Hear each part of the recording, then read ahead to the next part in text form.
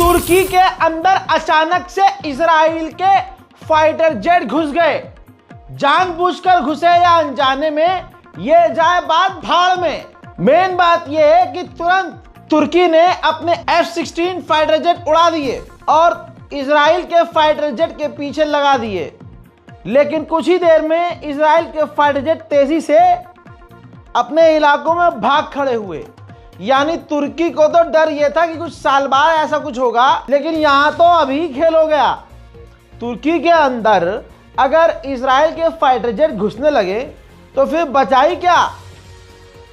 तुर्की की नींद उड़ गई और तुर्की ने यह बताया कि हमारा डर सही है, इजराइल के इरादे सही नहीं हैं। अभी तुर्की यही कह रहा था।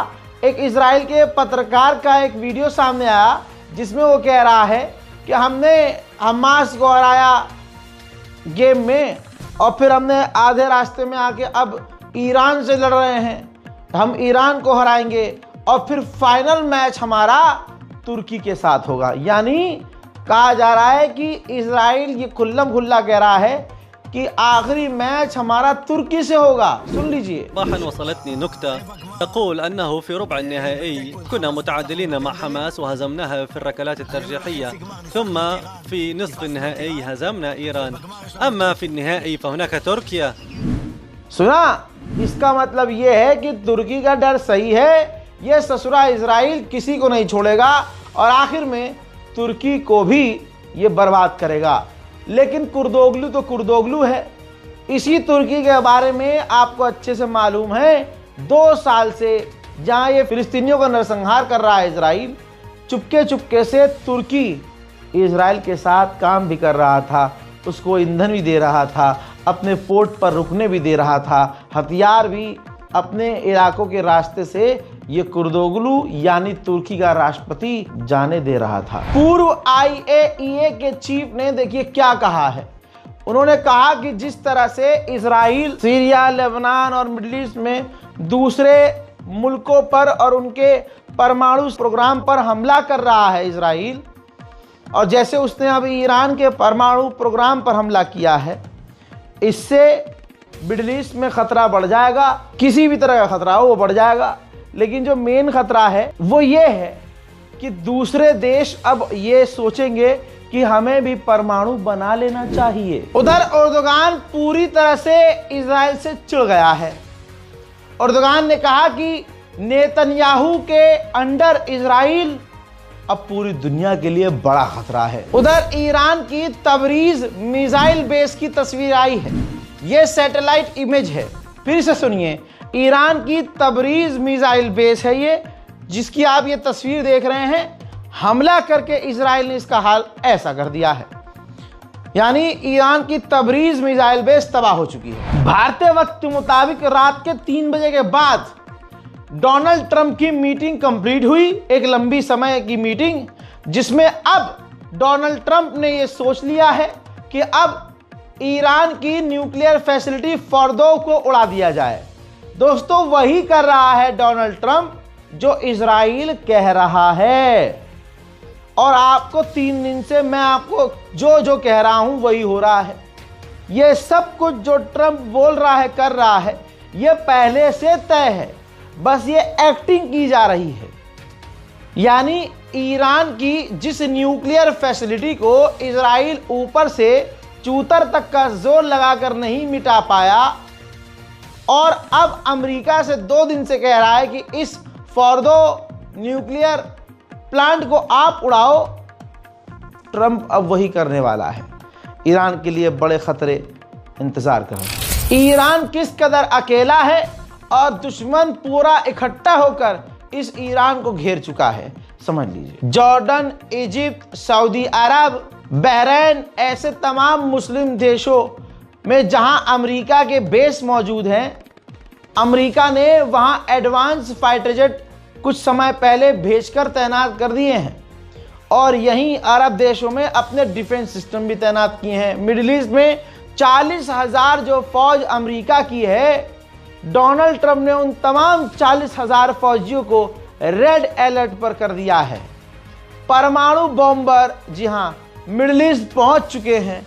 यानी अब ईरान पर अमेरिका का हमला सिर्फ एक कदम पीछे है। कभी भी बड़ी खबर आ सकती है कि ईरान पर अमेरिका ने बड़ा हमला कर दिया। कहा जा रहा है कि कुछ समय पहले डोनाल्ड ट्रंप और नेतन्याहू ने फोन पर काफी देर बात की है। कहा जा रहा है कि अब अमेरिका ईरान को 48 घंटे का समय दे सकता है, ये कहते हुए कि हमारी ये बात मान लो। और 48 घंटे पूरे होते ही अमेरिका खुद ईरान पर बड़ी तबाही वाले हमले करेगा। इजराइल ने कहा है कि हम इंतजार कर रहे हैं कि ट्रंप ऑर्डर दें और अमेरिका की फौज ईरान पर हमला कर दे। यानी दुनिया देख रही है कि अंधभक्तों का अब्बा अकेले नहीं जीत पा रहा है। तवज्जो है, ये तो हिंदू भी समझ रहे हैं, लेकिन बस क्योंकि मुसलमानों से नफरत है इसलिए वो मानेंगे नहीं इस बात को। अंदर अंदर जान गए हैं कि उनके वालिद साहब जो हैं वो इस काबिल नहीं हैं। इजराइल सिर्फ अब इंतजार कर रहा है कि अमेरिका ईरान पर हमला करे, क्योंकि अमेरिकी इंटेलिजेंस खुद ही कह चुकी है कि इजराइल ईरान से नहीं लड़ सकता। ईरान के ऊपर लंबे और बड़े साइबर अटैक किए गए, बैंकिंग सिस्टम को हैक किया गया। पहले एटीएम सिस्टम पूरी तरह से हैक हो गया और अब बैंकिंग सिस्टम ही बिल्कुल बेकार कर दिया गया साइबर अटैक करके। आज की आधी रात गुजरने के बाद अमेरिका ने अपने आदेश को पलट दिया है। अमेरिका ने कहा था कि ईरानियों से मुलाकात करो, मीटिंग करो, कोई रास्ता निकालो, और अब अमेरिका ने अपने लोगों से मना कर दिया है। डोनाल्ड ट्रंप ने अपने लोगों से मना कर दिया है कि अब ईरान से बातचीत न करना, अब ईरान से मुलाकात न करना। रिपोर्ट यह है कि अमेरिका और बरतानिया की पूरी फौज बहरीन में ईरान के खिलाफ तैयार हो चुकी है, तैनात हो चुकी है। अब खबर सुन लीजिए। खबर यह है कि अब सामने से दुश्मन इतना इकट्ठा हो रहा है तो ईरान ने अब तैयारी ये की है कि अगर अमेरिका ने हमला किया तो अमेरिकी बेस को कैसे तबाह किया जाए। इधर से अमेरिका ने कहा है कि ईरान स्ट्रेट ऑफ हॉर्मूज के समुद्री इलाके में बम भी बिछा सकता है। कोई ईरान के साथ नहीं आ रहा है। हुथीज ने ऐलान किया है कि अगर ईरान पर अमेरिका हमला करता है तो हम उसके सपोर्ट में मैदान जंग में आएंगे। कम से कम ईरान एक ऐसा देश है कि इजराइल की मीडिया खुद लिख रही है, अंधभक्त अपना पिछवाड़ा टाइट करके इस बात को इग्नोर करना चाहते हैं, लेकिन फुल स्क्रीन पर रिपोर्ट जिसमें अमेरिका और इजराइल खुद लिख रहे हैं कि पहली बार इतिहास में ऐसा हो रहा है कि किसी देश से लड़ने के लिए इजराइल ने अमेरिका से मदद मांगी हो, वरना अभी तक की तमाम लड़ाइयों में इजराइल ने अकेले लड़ाई करी और अकेले उसने जीत हासिल करी। अल्लाह अकबर, अल्लाह Akbar.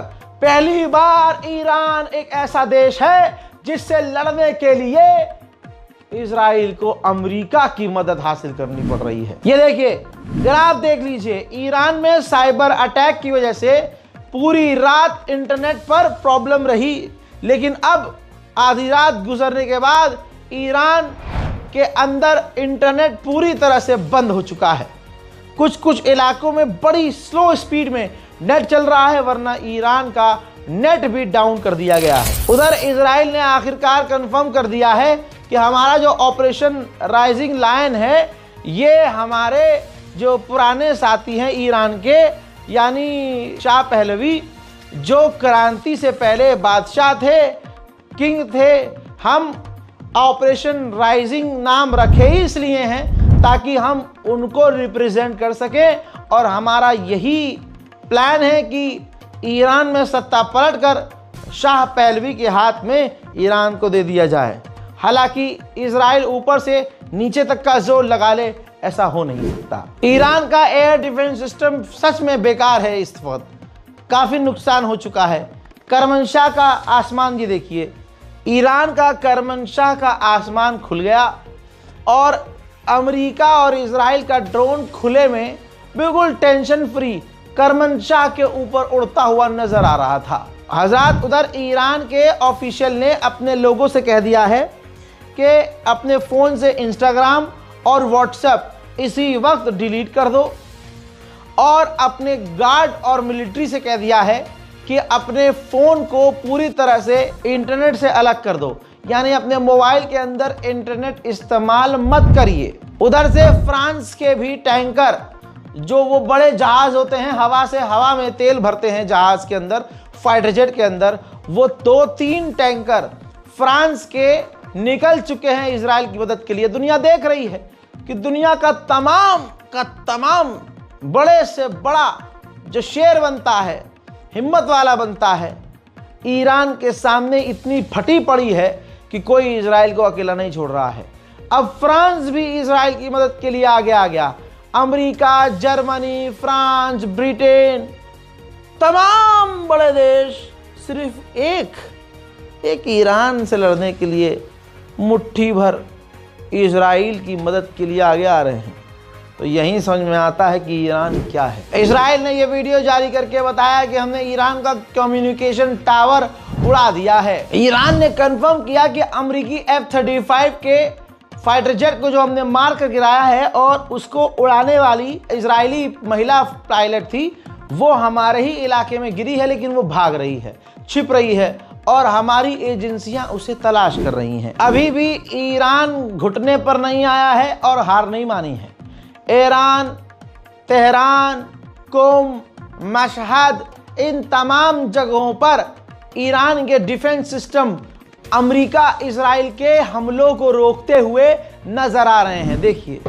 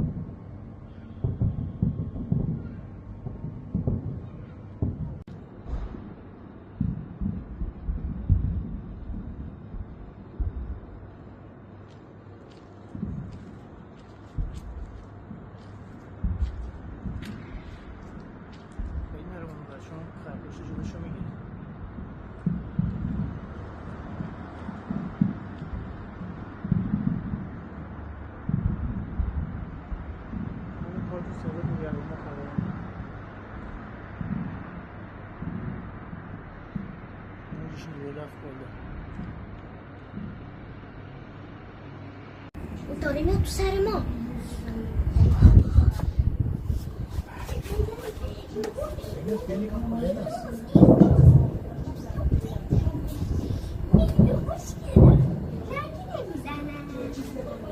یه طور اینجور اومد تو سر اونا. آخه داره میاد تو کله ما. راست میگه، چرا این فرد میاد ولی اینجاست دیگه، حرفا چیزی نیست.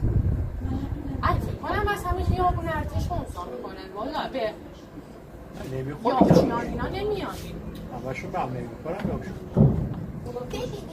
orada ne var? Akıllı olan. همین نزدیکی ها ساله. Vallahi evinde alsın akıllı herhalde. والا منم میگم میگه अल्लाह अकबर। इसके बाद तेहरान पर ईरान के इजराइल ने बड़े बड़े हमले शुरू कर दिए हैं। तस्वीर आपके सामने, ईरान की ऑयल रिफाइनरी जो तेहरान में है उस पर इजराइल ने बड़ा हमला किया। खबर लाइव आ रही है मेरे पास कि पूरा तेहरान हिल रहा है, पूरे ईरान की ज़मीन दहल रही है। ईरान के ऊपर बड़े हमले इजराइल ने भारतीय वक्त के मुताबिक फज्र के वक्त शुरू कर दिए हैं। इजरायली स्टाइल में उधर ईरान ने तेल अवीव के एक हिस्से को खाली करने का आदेश दे दिया है। उधर जॉर्डन अपने ड्रोन से ईरान की मिसाइलों को रोकता हुआ रिकॉर्ड हुआ है। जॉर्डन ऐसे इजराइल को बचा रहा है जैसे इजराइल की नाजायज औलाद जॉर्डन का बादशाही है। देखिए,